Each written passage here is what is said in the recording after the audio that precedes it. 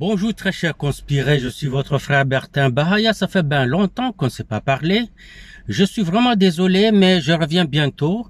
J'allais juste faire un petit commentaire sur ce qui se passe chez nous, les relations entre la RDC et les États-Unis, le Rwanda, tout ça, dans ce qui concerne la crise militaire et de sécurité à l'est de la République démocratique du Congo.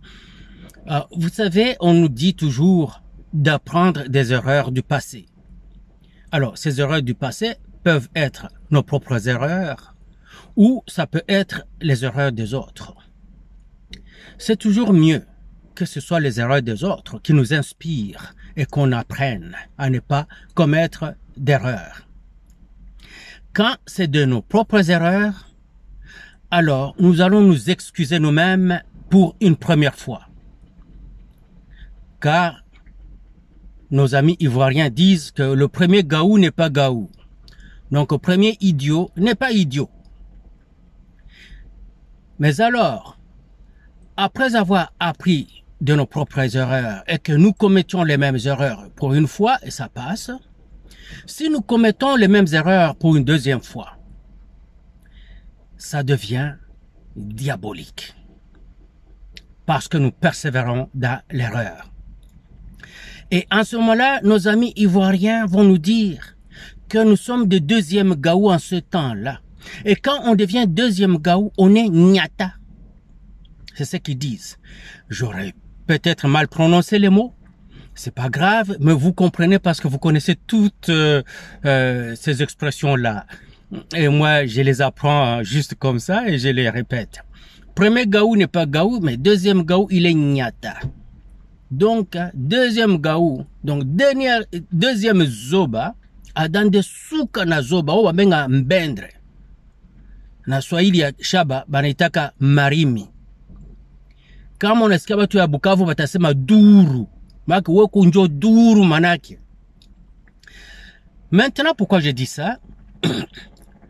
Nous avons vu d'autres personnes commettre ces erreurs.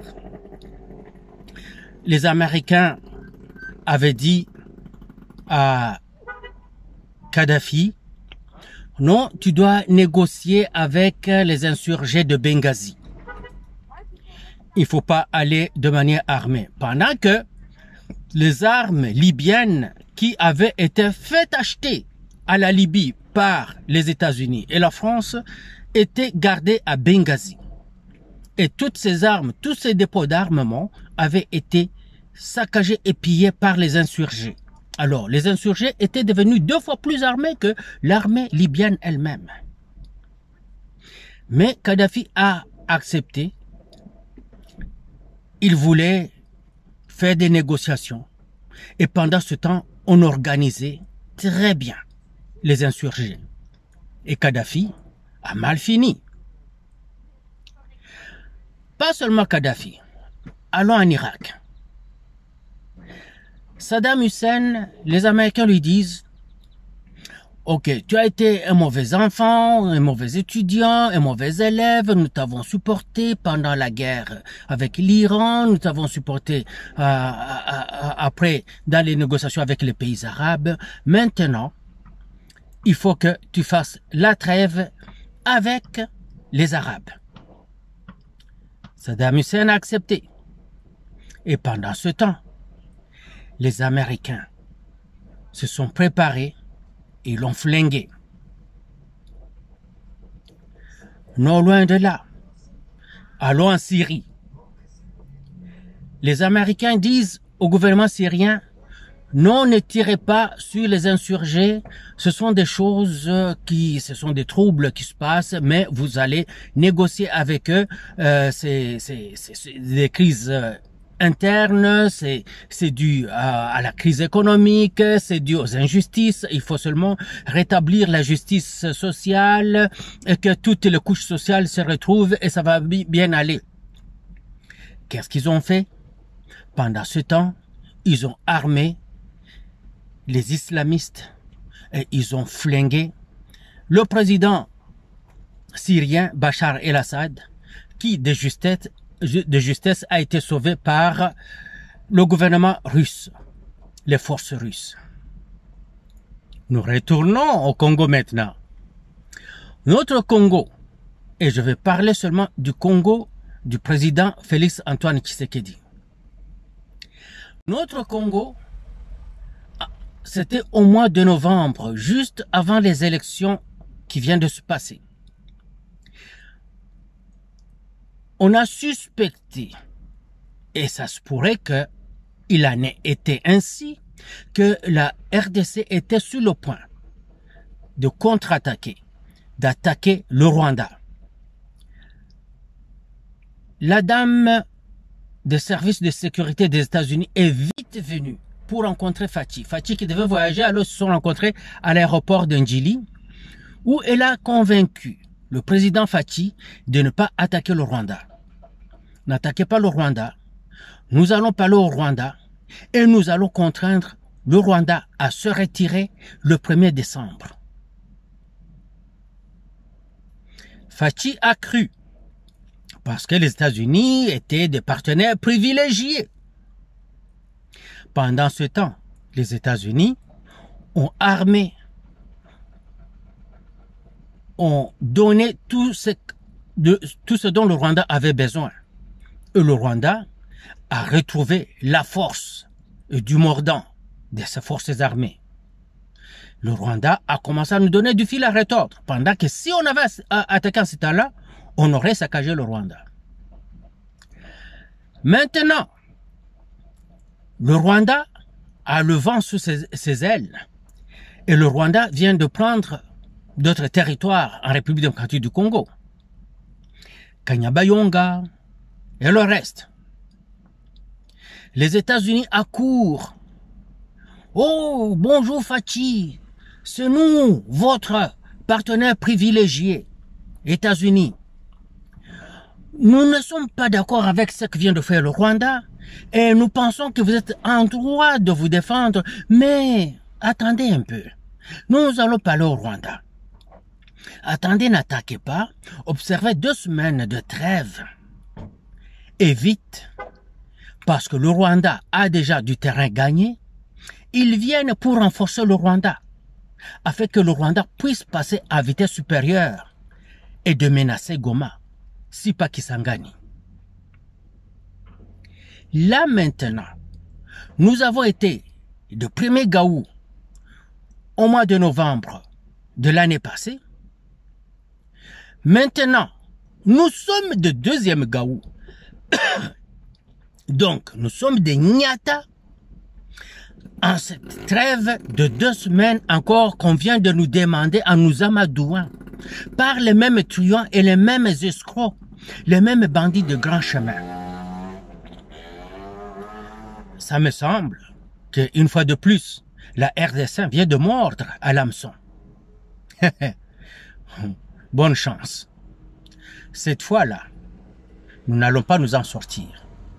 Si nous continuons à faire cela et à accepter jouer le jeu des Américains, des Français et des autres, nous sommes fichus.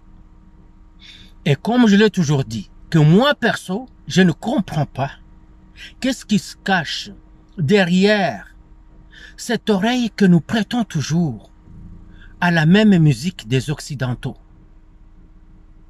qui nous l'enfonce en arrière sans lubrifiant tout le temps. Et nous l'acceptons à chaque fois. Qu'est-ce qui nous manque? Je ne veux pas dire que ça nous manque du cerveau, parce que, de toute évidence, les Congolais ne sont pas idiots. Parce que s'ils étaient idiots, ils n'auraient plus le pays qu'ils ont aujourd'hui. Le pays se serait déjà envolé depuis longtemps.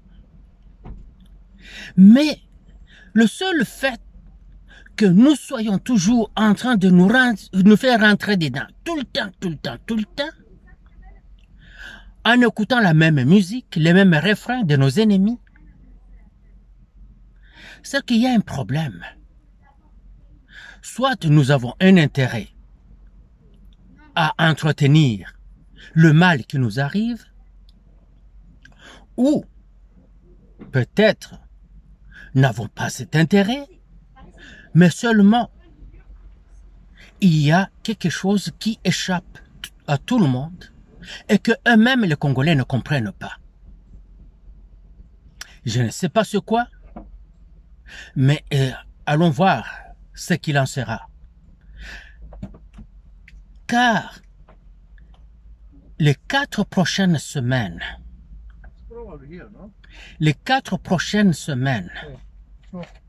nous risquons de voir l'opération AFDL 2.0.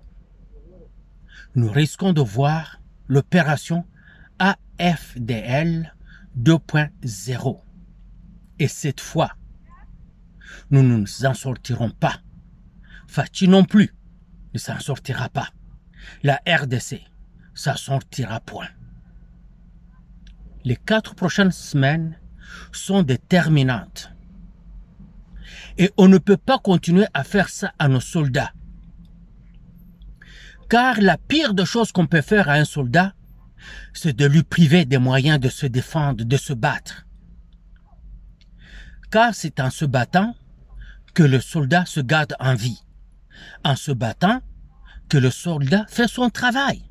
En se battant que le soldat sauve son pays. Mais si nous continuons à leur dire, déposez les armes, remettez l'arme en sûreté, ne visez point, ne tirez point, ces soldats-là, nous sommes en train de les fragiliser. Et quand un soldat se rend compte qu'il est fragilisé, et qu'il se rende compte, surtout, quand le soldat se rend compte que le pouvoir civil est faible, quand un soldat se rend compte que le pouvoir civil est faible, c'est en ce moment-là, et c'est seulement en ce moment-là, que le soldat prend le pouvoir par la force. Je vais dire, le coup d'État, le vrai. À bon entendeur, salut. Je suis votre frère Bertin Bahaya. Que vive la RDC. Que vive le président Tshisekedi. Que Dieu le protège et qu'il prenne la décision qui s'impose et qu'il fasse ce qu'il doit faire. C'est en ces temps qu'il doit montrer à ses forces qu'il est fort. Il ne doit montrer rien, aucun signe de faiblesse. Alors, rien du tout de faible. Bienvenue au Conspiratorium et à très bientôt, très chers conspirés. Au revoir.